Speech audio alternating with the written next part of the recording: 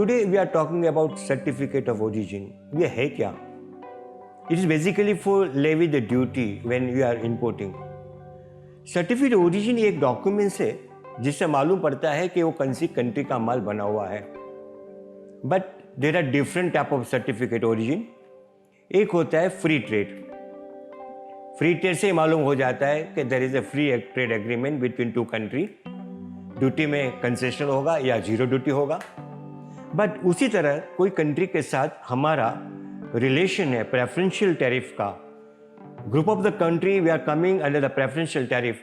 उसके बीच में अगर ये एक्सचेंज ऑफ गुड्स होता है तो फिर दे हैव टू पे less duty. Preference, you remember the word preference, duty concessional. उसी तरह से कोई कोई कंट्री के साथ हमारा ऐसा रिलेशन नहीं है कि ड्यूटी कंसेशन लेना है.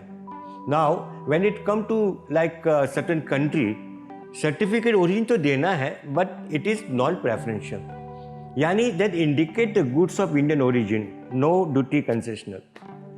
But at the same time when you are exporting to developed country and the developed country buys goods from developing country and the developing country issue GSP, buyer has to pay less duty.